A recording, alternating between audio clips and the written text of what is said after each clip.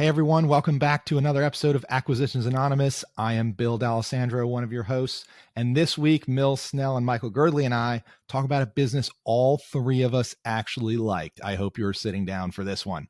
It is a sports court resurfacing business. We talk about not only why is it a good business at the moment, but we talk about some really innovative ways to expand it remotely. Mills has some awesome ideas that he's learned from his business that he operates.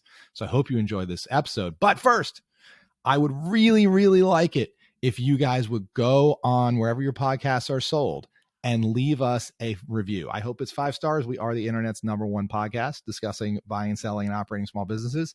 If you think so too, please leave us a 5-star. It really helps us. Thanks a lot. Hey, Michael here. Want to talk to you about today's sponsor for the episode, which is CloudBookkeeping.com. So Cloud Bookkeeping is actually run by my neighbor, Charlie. So I've met him in person and can attest that he's a real human being and a good person. And what Cloud Bookkeeping does is offer a full suite of bookkeeping services, all in the cloud, for you around QuickBooks and other technologies that you're using as a small business owner. So if you're interested in getting the bookkeeping part of running a business off of your plate and focusing on running your business, Charlie and his team are one to call. They can put together a bunch of other stuff in terms of helping you manage and grow your business besides just bookkeeping, sophisticated reporting, definitely helping you get your QuickBooks online set up in the right way, and a number of things around payroll as well. So definitely know them and recommend them. If you want to find out more about Cloud Bookkeeping, you can go to their website at cloudbookkeeping.com, reach out to Charlie. I know many of you have, and see if he can help you make your running your business easier and more fun by letting them help with a lot of the bookkeeping solutions. So, and when you call, mention this podcast. It would help us and help Charlie know that we're supporting him as well. So thanks a bunch, and cloudbookkeeping.com as the sponsor for today's episode. Welcome back, everybody, to another episode of Acquisitions Anonymous. That's how we usually break the ice. We are, I don't know if we are the internet's #1 podcast on small business M&A, but we've been saying that confidently, and we're just going to keep saying it. We definitely are, dude. We have manifested it. Thanks, Bill. I wasn't sure of the right word, the woke word, to say this. So yeah, we're just going to continue to manifest it. And boy, do we have a deal for you today. All right. So I'm reading it today. And also, we did before the episode, Mirko coached us on how to do a better episode. And let me pull this up. And one of the things I'm supposed to do is when I read the deal this time, I'm supposed to be less monotone. So I hope you're ready for this. In a world. And by the way, if you are not watching this on YouTube, I would highly encourage you, because every week that goes by, Michael looks more and more like he's in a television studio because he has this incurable addiction to AV equipment, thus proving that you can spend more money to look better, younger, and hotter on the internet. So check out this podcast on YouTube. It's phenomenal. Dude, I just got this light. I'm pretty stoked about it. I knew, Bill, as soon as you said it. You ever get a portrait done? There was going to be a new piece of hardware. It was already waiting in the background. That thing looks like it would be on a movie set. Well, then the other thing I'm going to be doing, I'm moving to a bigger office. So like this kind of somewhat boring background that I'm having, it's actually going to be much more interesting. So there's going to be a full Vegas show going on behind Michael by the time this is all done. I could already click a button and change the light based on how I like the deal and make it green or red or purple. So I'll go for purple. Okay. So here's the deal we're talking about today. It is located in New Hampshire, the state of New Hampshire here in the United States. And it says Premier Sports Surface Company for sale. It is listed by the ROI Corporation, and the broker is Dennis Mezeritsky. Good try. How does Denise Mezeritsky? He passes our test, Bills. What do you see here in this picture? His face. He's not wearing a hat. I see wearing a suit. Yeah. It looks pretty legit. Yeah, I would buy a business from this guy for sure. Okay, so here we have a picture, and there's a picture of a sport court, which is like, you see those tennis kind of courts. They are asking for offers. They have no asking price. The business cash flows $519,000 in free cash flow a year on revenue of $1.2 million, and it's been around since 1987. We don't have a ton of information here, but I'll go through it. 14 employees, 2,500 square foot industrial facility based out of the guy's home or the lady's home, whoever owns it. There is some seller transition in the business. They are retiring, so they want to sell the business, and it is home-based and relocatable. It looks like anywhere through New England or New Hampshire. So here's the description. For sale is a long-established premier tennis court construction and maintenance company that can be located anywhere in New England. The company has serviced clients for decades and is known for quality and expertise. 95% of revenue comes from reconditioning and resurfacing tennis courts annually at private clubs, camps, and private residents, creating a stable, recurring business. I am 100% sure that Bill is going to love that sentence. So I'm going to pause there. If you weren't on YouTube, you're lucky the video stops at my neck level. I wasn't sure of the right way to make that joke, and you just made it the right way. Thanks, Bill. What happened? Michael, we'll leave you to listen to the episode again after we record it to get that joke. Did I make some sort of no? Bill Made the innuendo. No, I did. I mean, I was just very excited by the sentence. 95% of revenue comes from reconditioning and resurfacing tennis courts at private clubs, camps, and residences, creating a stable, recurring business. I thought this was an installation company, but it's in fact a tennis court or sport court maintenance company. Right. Yeah, and it says here a bit further, they are one of the few companies specializing exclusively in soft court services, creating a great demand for their services. The owner is looking to retire, but will continue to provide hands-on training on their proprietary techniques and services to ensure a smooth transition to the new owner. This is a fantastic opportunity not to be missed. So let me look at what we're supposed to do next in our episode. Okay, catch up, yes, deal readout. Okay, first thoughts on the deal. Mills, do you have first thoughts on the deal? I think I like it. I don't like it as much as Bill. I mean, I think about it.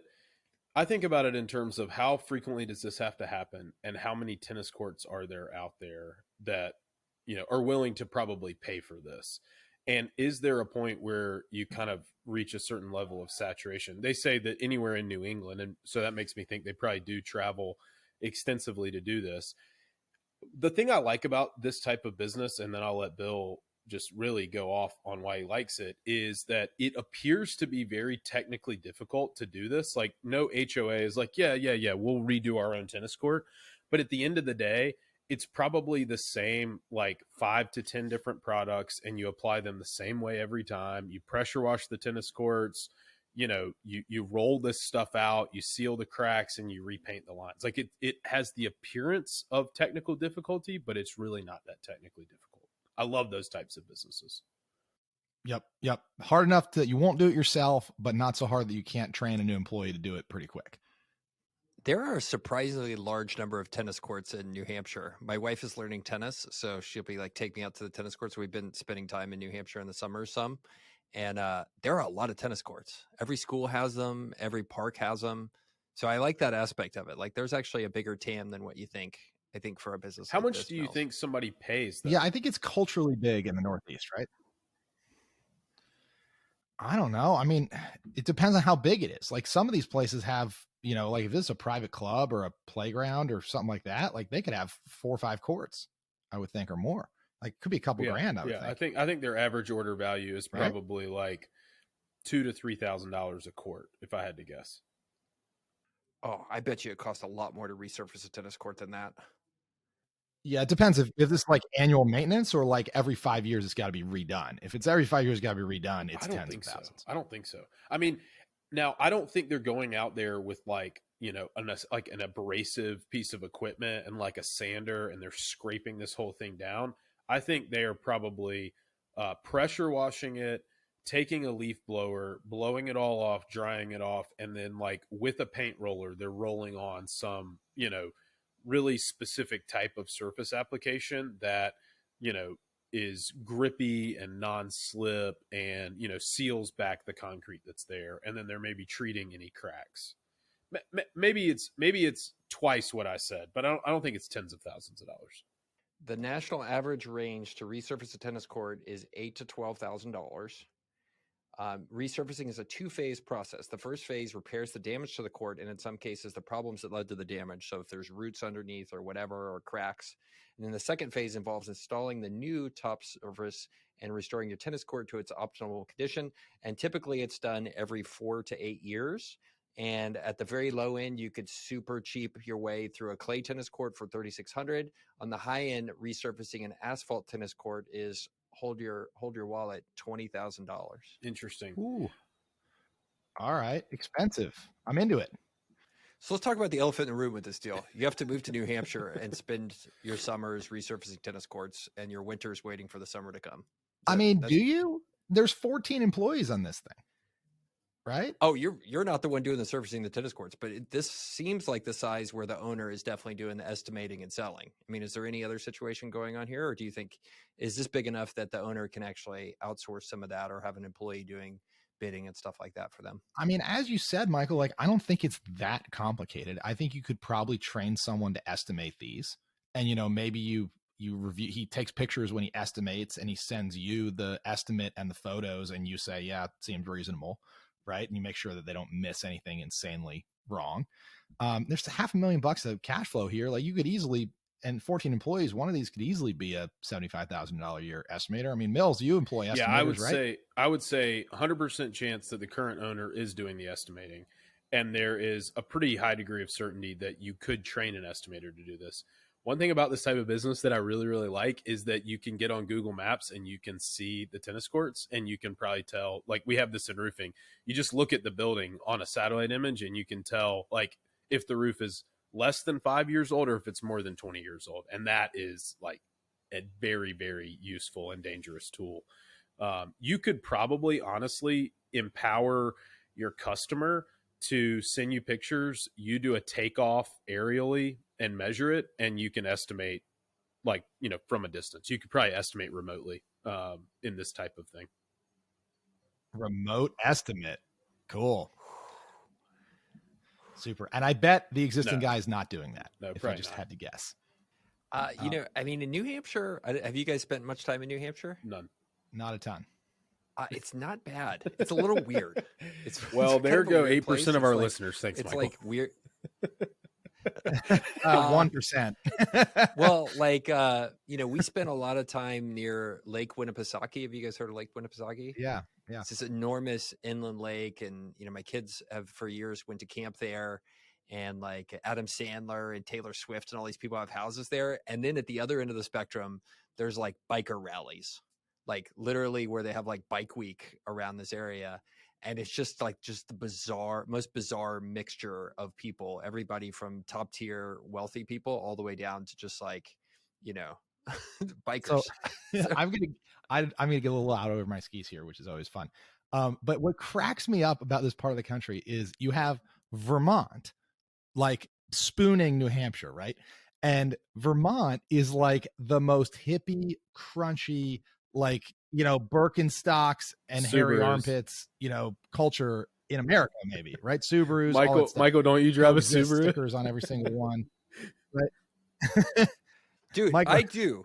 And I will explain to you why I drive a Subaru. But anyway, go ahead. Did you have to peel the coexist sticker off of it when it came from the factory? I drive a Subaru for two reasons. Number one, at 6'5", there's a very limited number of cars you can fit in comfortably, and a Subaru has great legroom.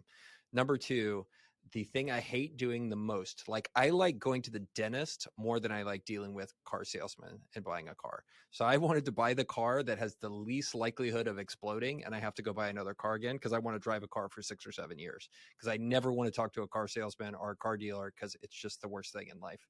So that's why I drive a Subaru.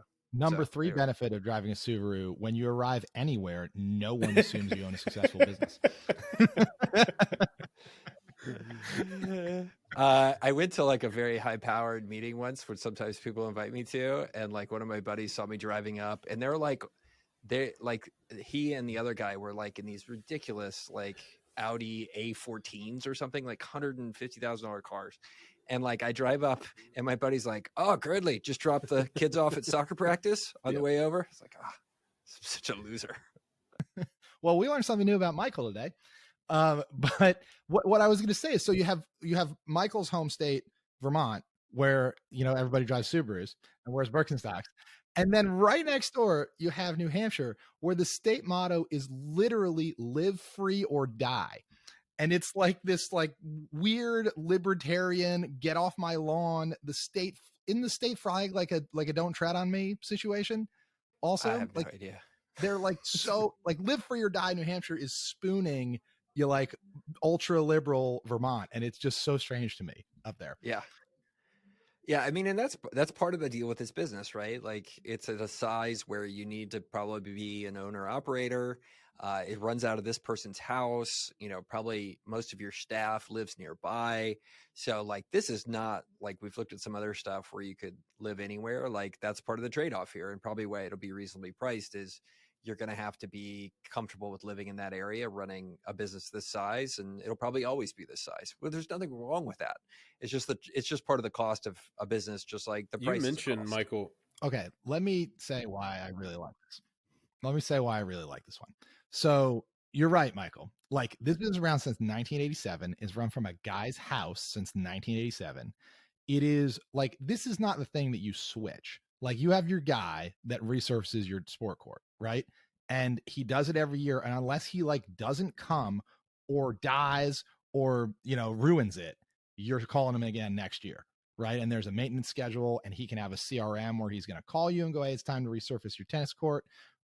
Like, this has got to be stable as all get out. I would also think, as Mills said, it's not that hard, which means you could probably train new people to do it.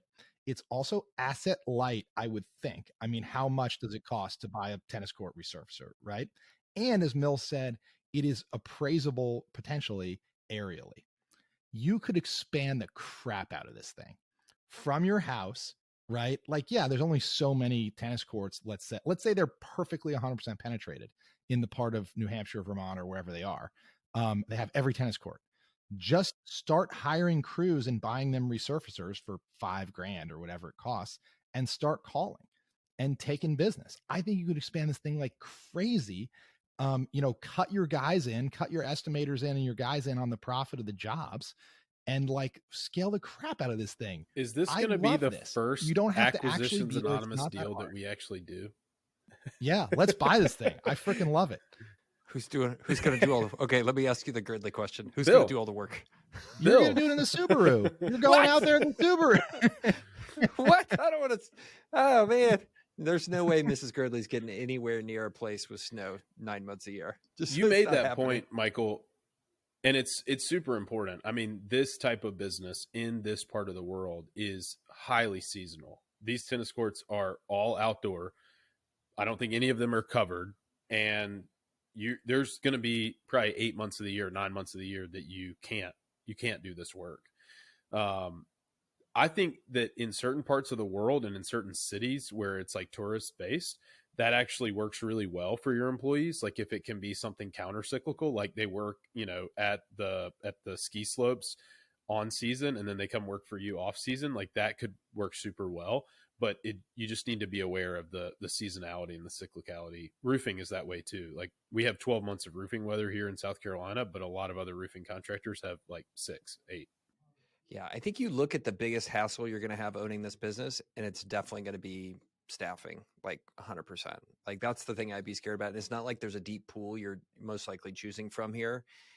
And I would be curious how close this business is to kind of the major quote unquote metropolitan areas of New Hampshire, because there's Manchester and a couple of other different ones that have, 200,000 or 300,000 people, or even 100,000 people. And then there's a bunch of towns with like 4,000 people and a bunch of meth production, 4,000 people and a bunch of meth production. So it's one of those situations where you got to figure out where you are, because that could really increase, I think, the difficulty level for this business. So that being said, their gross, or their net margins rather, are like 40% here. So like, I assume that even if they are dispersed, that all the costs of employees and trucks and gas and schlepping and all that stuff is baked into this, right? So they must be pricing it well, and getting paid for it. Let's see. So gross revenue is 1.2 million, and he has 14 employees, or she has 14 employees.